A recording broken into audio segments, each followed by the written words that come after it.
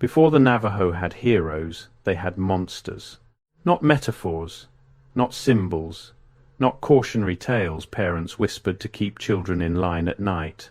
Real monsters, with names, with territories, with specific behaviors documented by a United States Army surgeon in the 1890s who spent 2 decades living among the Diné people and wrote down everything they told him. Washington Matthews was not a mystic. He was not a conspiracy theorist. He was a military doctor and trained ethnologist who spoke the Navajo language fluently, attended their most sacred ceremonies, and published his findings through the Bureau of American Ethnology, an official arm of the Smithsonian Institution. His work was peer-reviewed. His methodology was rigorous. His translations are still used by Navajo scholars today. And what the Navajo told him was this: the world you are living in right now is not the first one. It is not the second. It is not even the third. This earth, the one beneath your feet, is at minimum the 4th world. And every world that came before this one ended because of what was in it. Before humans, there were things that should not have existed. The Diné called them Nayeye, the alien gods, the ones who were not supposed to be, and Matthews wrote all of it down. The question is not whether Matthews documented this. He did. The question that the Tartaria research community has been circling for years is far more unsettling. What if these stories are not mythology at all? What if the Navajo were describing something real, a prior civilization, a prior world, a prior epoch of Earth's history, and the monsters they described were not imagined but remembered? Washington Matthews arrived at Fort Wingate, New Mexico, in 1880. He had already served in the army for over a decade, had published ethnological work on the Hidatsa people of the Northern Plains, and was regarded as one of the most careful field researchers of his generation. When he was assigned to Navajo country, he did not treat it as a posting. He treated it as a life's work. Within a few years, he had learned the Navajo language to a degree that allowed him to conduct interviews without interpreters. This was unusual. Almost no Anglo-American researchers of his era bothered. Most relied on mixed-blood translators, whose own cultural knowledge was incomplete, and whose English vocabulary was often inadequate for the theological complexity of what was being described. Matthews went directly to the medicine men. He sat with them for hours. He attended ceremonies that outsiders were almost never permitted to witness. He earned the kind of trust that takes years to build and can be destroyed in an instant. His primary informants were Navajo hatalii, what English speakers would call singers or ceremonial practitioners. These were not village storytellers. They were the keepers of an oral tradition so vast and so precisely maintained that a single ceremony could require days of continuous recitation with no variation permitted. A mistake in the chant was not just a mistake. It was a rupture in the fabric of a cosmological system that had been held together by human memory for generations beyond counting. What they told Matthews about the time before this world is what concerns us today. The Navajo emergence narrative, the story of how the people came to live in this 4th world, begins not with creation but with escape. The ancestors of the Diné did not start here. They came up through a series of underworlds, each one abandoned when the conditions inside it became uninhabitable. The reasons for each abandonment are specific. Each world had its own character, its own inhabitants, its own catastrophic failure point. But Matthews noticed something that later researchers often gloss over. The final and most desperate flight, the emergence into this 4th world, was not driven primarily by flood or drought or moral failure, though all of those elements appear in the narrative. It was driven by the fact that the beings already living in this world when the people arrived were trying to kill them. The Nayeye were here first. Matthews documented the names of these beings with the same systematic care he applied to everything else. He was not embellishing, he was transcribing. And the beings he transcribed are worth examining individually, because each one describes something specific, a type, a characteristic, a method of destruction that is too precise to have been invented for narrative convenience. The first of the Nayeye, that Matthews encountered extensively in the oral texts, was called Yeitso, the big god. In some translations, this becomes the big giant or the great warrior. Matthews was careful to note that this being was not merely large in the way that powerful beings in mythology are often described as large. The Navajo specified a height, they described a stride. They described the footprints left in rock, and here Matthews included something that later researchers find extremely difficult to explain away. The informants directed him toward actual geological features that they identified as the literal physical evidence of Yaitso's existence. This is not an abstraction. The Navajo were pointing to specific places in the landscape and saying, "This is where that being walked. This is where it was killed. This is where its blood dried into the black rock you can see today." Matthews noted these geographical correlations carefully. He did not offer an interpretation. He was a scientist. He wrote down what he was told and let the record stand. Yaitso was... I have to pause here for a second, because what I just described, that is one case from a much larger pattern. There are 35 documented cases in a document I put together. Different cities, different decades, different types of evidence. Every single one follows the same sequence: discovered, documented, acquired, disappeared. I could not fit all of it into a video. It's in the pinned comment below. Find it before we continue. He was ultimately killed by the hero twins, Naye Nezgani and Tobahishini, monster slayer and born for water, whose story makes up the core of the Navajo heroic tradition. But the killing of Yaitso is not a triumphant moment in the way that Western mythology typically frames the slaying of a giant. In the Navajo telling, as Matthews recorded it, the death of Yaitso is the beginning of a process of world clearing that is methodical, almost bureaucratic in its scope. The twins did not simply defeat a monster. They were sent on a mission to make the world safe for human habitation, which means the world was not safe, which means the monsters were not incidental obstacles. They were the dominant occupants of this earth, and the Navajo ancestors arrived to find themselves severely outmatched. Matthews recorded the list of Naye that the hero twins were required to eliminate. The list is long, each being on it is distinct, and when you look at them together, a pattern emerges that is almost impossible to explain within the framework of pure mythology. The beings are not random. They are not the product of unconstrained imagination generating maximally frightening creatures. They are, instead, a taxonomy. They describe different methods by which a sentient being could be destroyed, different predatory specializations, different scales of operation. Deilge, the horned monster, was described as armored in a way that made conventional weapons useless against it. Matthews recorded that its hide was impenetrable except at specific points, the sole of its foot, its side, its head, and that the heroes had to receive precise tactical intelligence about these vulnerabilities before they could engage it. This is not the description of a fantasy creature. This is the description of a being with a defensive adaptation that had been studied and catalogued. Bina-Ani Agani, the monster that kills with its eyes, required a completely different approach. This being did not hunt by physical predation. It destroyed by perception. Matthews recorded the Navajo explanation of this in some detail. The gaze of this creature was itself lethal, and approaching it required protection from that gaze.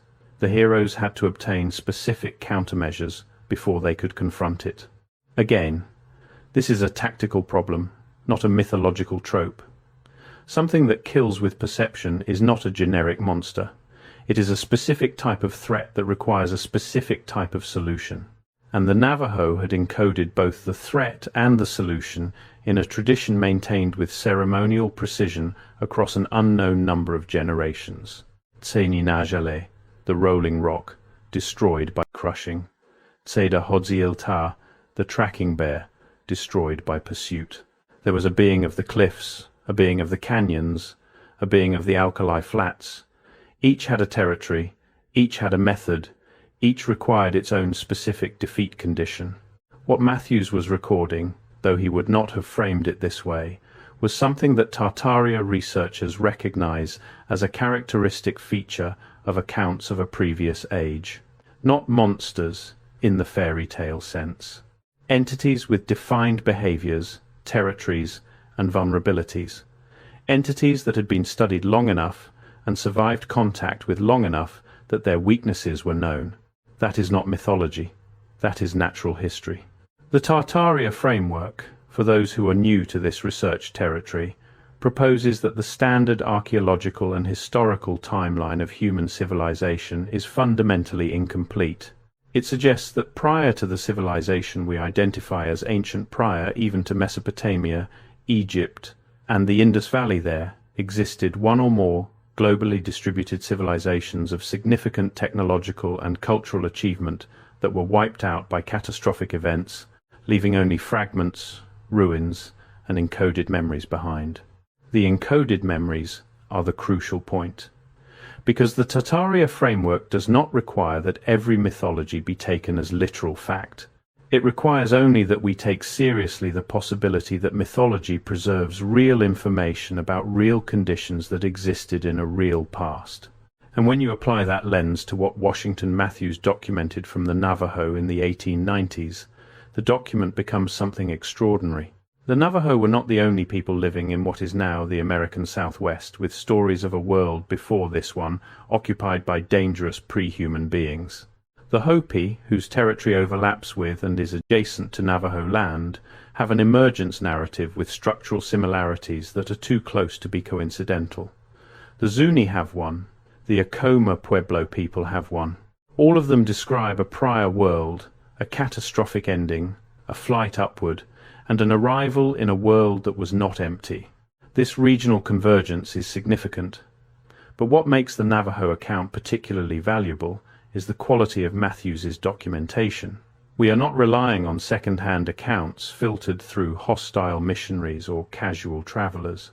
We are relying on a trained researcher who spoke the language, who attended the ceremonies, who checked his translations against multiple informants, and who published in a venue where his work could be critiqued by other scholars.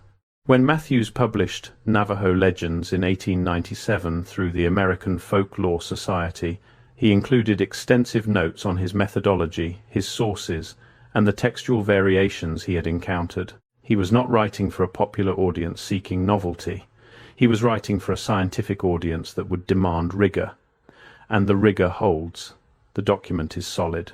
What the document contains, when read through the lens of alternative historical research, is a detailed account of a world transition, a shift from one epoch to another, in which the primary challenge faced by the incoming human population was not environmental but biological.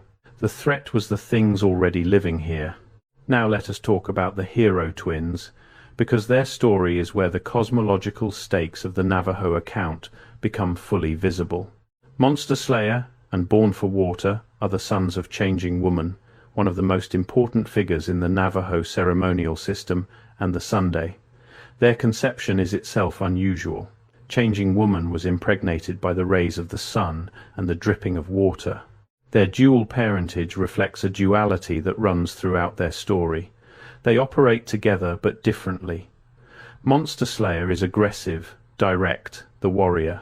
Born for Water is protective, reflective, the support. Before they could begin their mission, they had to find their father. This journey to the House of the Sun is one of the most detailed and narratively complex sequences in all of the Navajo origin texts that Matthews recorded. It involves obstacles, tests, allies, and the revelation of the twins' true nature. When they finally stand before the sun and claim their kinship, they are given weapons. The lightning bolt, the sunbeam, the rainbow, the standard armament of Navajo heroic mythology. But they are also given something else. They are given information. They are told specifically which beings must be destroyed, and in what order, and by what means. This intelligence briefing aspect of the story is something that researchers outside the Tartaria community almost always read as narrative structure. The hero receives a quest from a divine patron. This is a universal story pattern. Nothing unusual here, except that the specificity of the intelligence undermines that interpretation. The sun does not give the twins a vague mission. He gives them an operational plan. He tells them which being is most dangerous, where each being lives, what each being's vulnerability is. This is not the generosity of a divine father sending his sons on an adventure. This is the behavior of someone who has been monitoring a situation for a very long time and needs agents on the ground to execute a solution he cannot execute himself. Why can the sun not simply eliminate the Naye directly? The Navajo account, as Matthews recorded it, does not offer a clean answer, but the question itself opens a door. If the Naye were powerful enough that even a being of the sun's magnitude could not simply destroy them from above, then what were they? What kind of entities resist that level of force? Matthews noted that his informants treated the Naye not as supernatural beings in the Western theological sense, beings that exist outside the natural order, but as natural beings that had grown too powerful, had overextended themselves, had gone. Before I go further, that document in the pinned comment. If you have not found it yet, go there now, because everything I cover in these videos is one piece of a pattern that only becomes visible when you see all 35 cases together. The document shows you the full pattern. What I can show you here is the surface. What is down there is everything underneath it. Pinned comment, now, then come back. Wrong in ways that were ultimately correctable by the right agents with the right knowledge. This is a cosmological framework that allows for a very different reading of the category monster. In the Navajo system, as Matthews understood it, the Naye are not evil in the abstract sense. They are dangerous because they are out of balance. The Navajo concept of hozo, usually translated as harmony or beauty, is the organizing principle of their entire cosmological and ceremonial system. The Naye represent a state of hozo nahasli gone wrong. Not malevolence, but excess. Not Satan, but something more like an ecological catastrophe, a population of apex predators with no check on their behavior. This reframing is significant for the Tartaria research community because it suggests that the prior age the Navajo are describing was not a moral failure state, not a world destroyed by human sin or divine punishment, but a conditions failure state.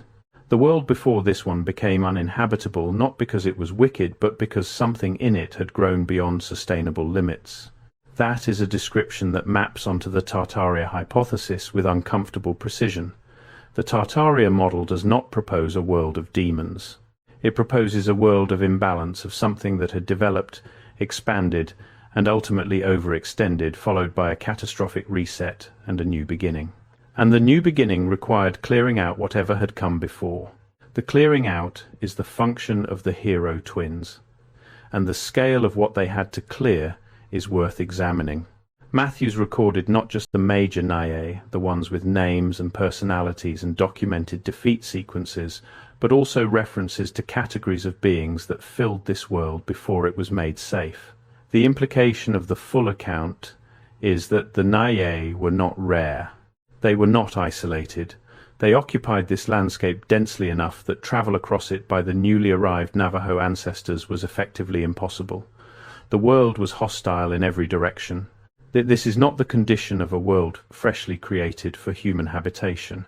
This is the condition of a world that had been occupied by something else for a very long time, something that had filled every available ecological niche, something that had to be systematically removed before humans could survive in it. The geological evidence the Navajo offered Matthews for this prior occupation is where the account becomes most striking for alternative history researchers. Multiple times throughout his documented conversations with Navajo informants, Matthews recorded references to physical features of the landscape that were identified as the traces of the Naye. These were not vague. The mountains were made by the gods-style associations. They were specific. A lava field in New Mexico is the dried blood of Yeitso. A particular rock formation is the remains of a specific monster killed at that location. A canyon feature is where a specific battle occurred. Matthews visited some of these sites. He noted the physical features. He did not argue that the geological features had been created by the events described. He was not that kind of researcher. But he recorded the associations with the same care he applied to everything else, and the associations have a character that is worth examining. The Navajo were not saying that their gods made the landscape. They were saying that the landscape contains the physical evidence of events that happened. There is a difference between the mountain was made sacred by the gods and this is where something very large died and its blood became this rock.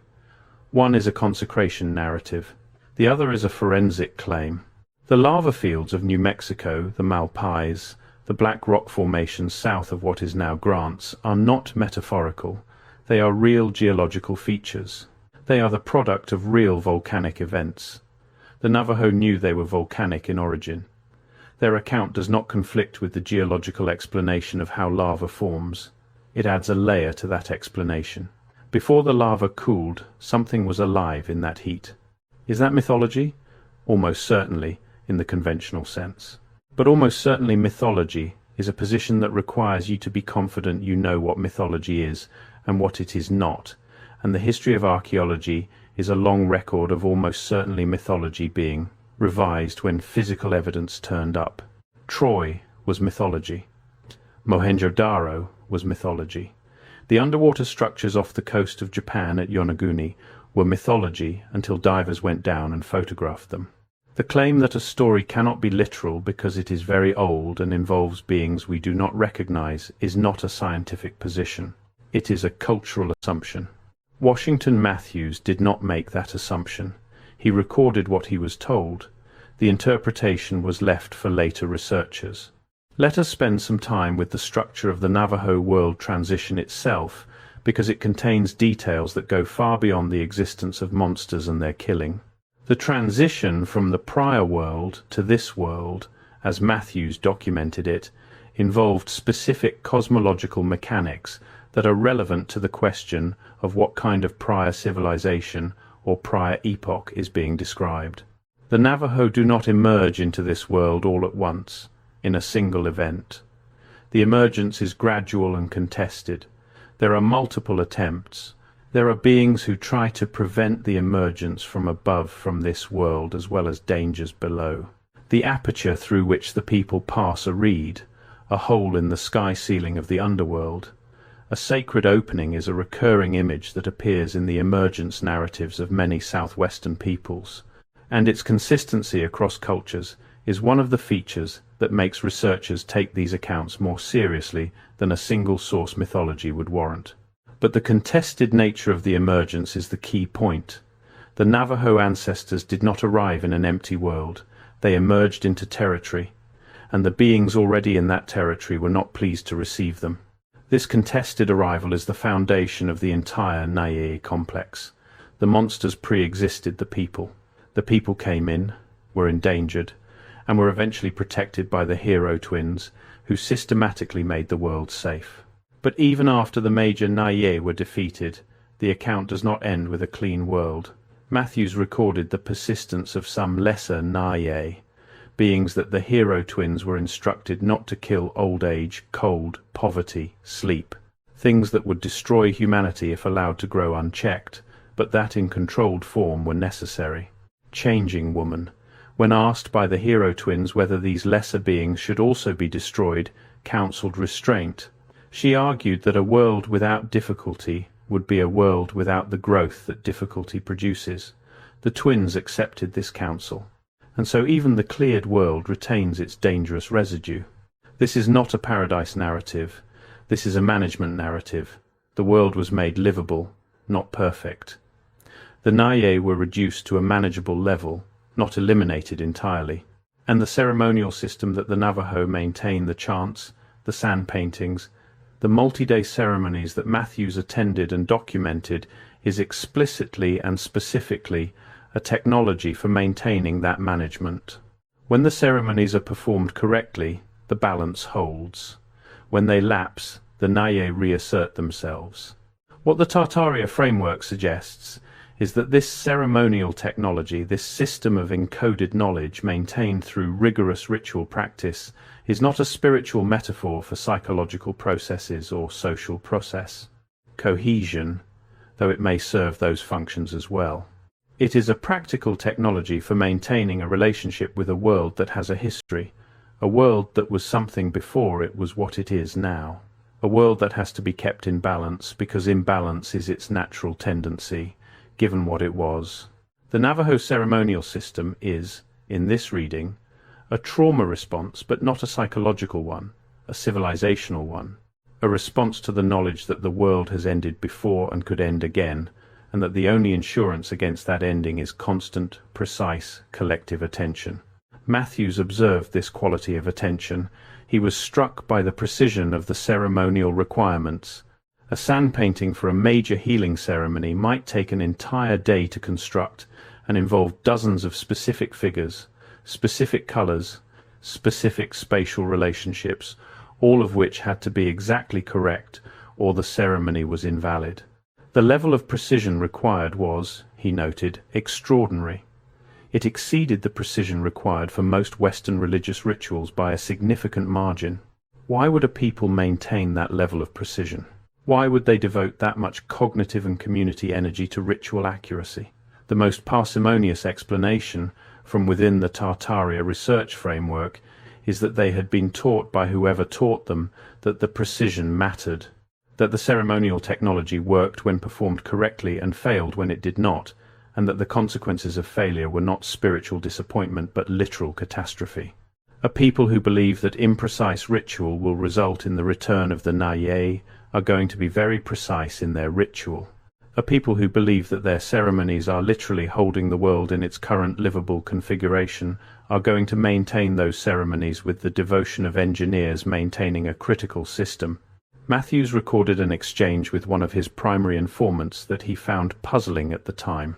He asked why a particular ceremony had to be performed in a particular sequence, when the narrative logic of the ceremony did not seem to require that specific order. His informant replied, according to Matthews's notes, that the order had been given at the beginning and had to be followed exactly, because the people who established the order had understood things that the current people no longer fully understood. The sequence was preserved not because anyone could now explain why it was the right sequence, but because the authority of the original instruction demanded that it be followed. This is the behavior of people maintaining a received technical specification whose underlying logic has been lost, but whose authority remains absolute. It is not the behavior of people who invented their ritual tradition from scratch and therefore understand all its components. It is the behavior of inheritors. People who were given something by someone who understood it and have been entrusted with its maintenance without being given full access to the reasons why it works. The Tartaria hypothesis does not require that the Navajo were in contact with a lost civilization. It requires only that their oral tradition preserves information from an earlier epoch, information about what that epoch contained, what ended it, and what must be done to prevent a recurrence. That information could have been transmitted through direct inheritance over many generations. It could have been encoded in ceremonial practice so old that its origins are genuinely lost. It could have been received from teachers who were themselves inheritors of something older. Matthews did not speculate about these possibilities. He was not that kind of researcher, but he created the record that makes the speculation possible and the questions unavoidable. There is another dimension of the Navajo Naye accounts that Matthews documented, and that has received less attention from researchers in any framework: the relationship between the monsters and specific kinds of human behavior that drew them. The Navajo account, as Matthews recorded it, includes a theory of why the Naye were able to gain such dominance over the prior world. It was not simply that they were powerful. It was that the beings of the prior world had made conditions favorable for them. Through specific kinds of excess, specific kinds of imbalance in behavior, the prior inhabitants of this world had fed the growth of the Naye to a point where the Naye could no longer be controlled or contained.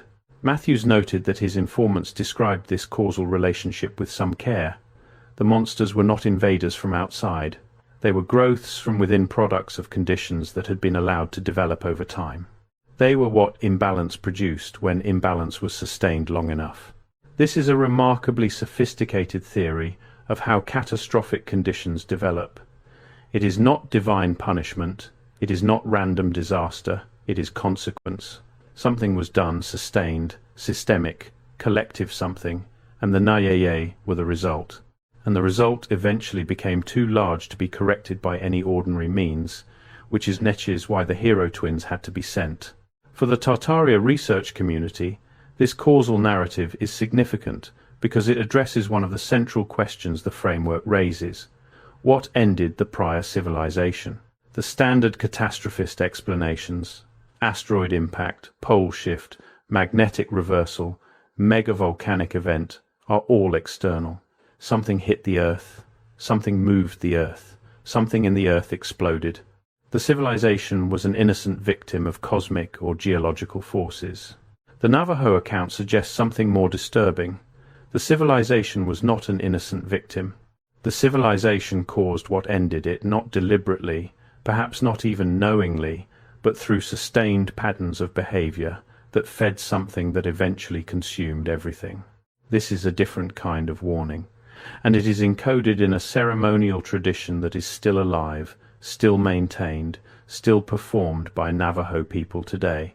The ceremony is not a historical commemoration, it is an ongoing operation. Washington Matthews died in 1905. His health had been damaged by the years of field work, the long ceremonies he sat through in all weather, the physical demands of life in the late 19th century Southwest. He left behind a body of work that is still considered foundational in Navajo studies. The Night Chant, published in 1902, is one of the most complete documentation of a Navajo ceremony ever produced by an outside researcher. Navajo Legends remains a primary source for anyone studying Navajo oral tradition. His work was not fringe when he produced it, and it is not fringe now.